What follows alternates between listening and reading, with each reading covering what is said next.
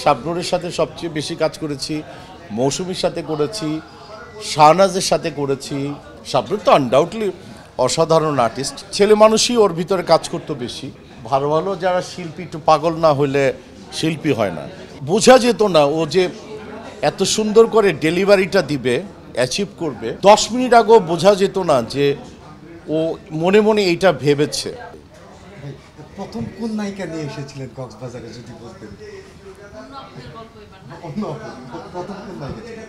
তুমি 31 বছর পরে এসে কি সংসার ভাঙার চেষ্টা করতেছো? না, ভাঙবে না ভাই। হ্যাঁ, সুযোগই নেই। অন্য আপুদের কোনো গল্প টল্প কিছুই নাই রে বাপ।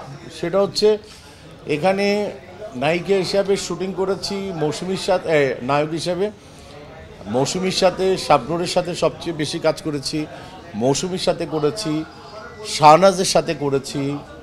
তারপরে না, লিমা কক্সবাজারে না, লিমা কক্সবাজারে আমার সাথে কাজ হয়নি।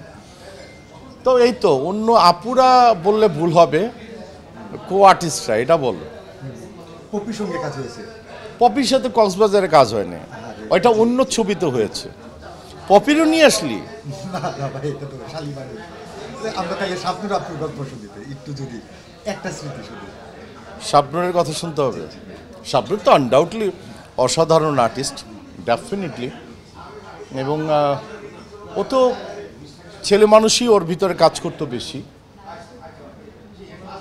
আর বোঝা যেত না ও যে এত সুন্দর করে ডেলিভারিটা দিবে, অ্যাচিভ করবে। আর 10 মিনিট আগেও বোঝা যেত না যে ও মনে মনে এইটা ভেবেছে। সো পাঞ্চুয়ালিটি আমি তার কাছ থেকে পেয়েছি। খামখালিপনা তো সবার মধ্যেই থাকে কম বেশি। আর ভালো ভালো যারা শিল্পী একটু পাগল না হলে শিল্পী হয় না।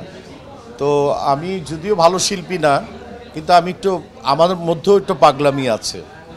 আর হোপফুলি যেভাবে কাজ করব, আমি যখন মৌসুমীর সাথে একটু প্রেম ভালোবাসা করতাম ছবির শুটিংয়ের মধ্যে থেকেই, তখন কিছু জায়গায় যখন নাকি থাকতাম কক্সবাজারে, যে আমি ফিল করতাম যে আচ্ছা, ভালোবাসাই মাঝে মধ্যে দেখি, প্রেমকে দেখি না।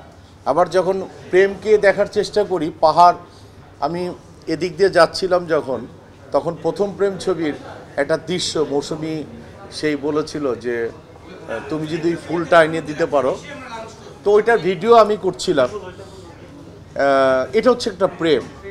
তো যখন নাকি আমি এরকম একটি জায়গায় এই হোটেলটা তৈরি হচ্ছে, যে ভালোবাসা এবং প্রেম একসাথে দুইটা মেরুবন্ধন।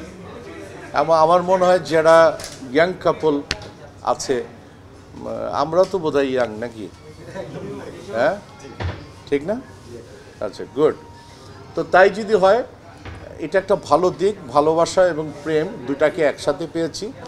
সো ভেরি লং টাইম এগো, একটু নস্টালজিয়া তো হতেই হয় যে এই কাঁকড়া বীজ। তারপরে এখানে কিন্তু তোমরা কি ভালো করে জানো যে এখানে প্রচুর পেঁচা পাখি এখানে অবস্থান করে। তো হোপফুলি এটা সুন্দর একটি জায়গা। আর যারা নাকি প্রেম এবং ভালোবাসা নিয়ে কথা বলার জন্য এখানে আসবে, তখন বে হিলসকে বেছে নেবে ডেফিনেটলি।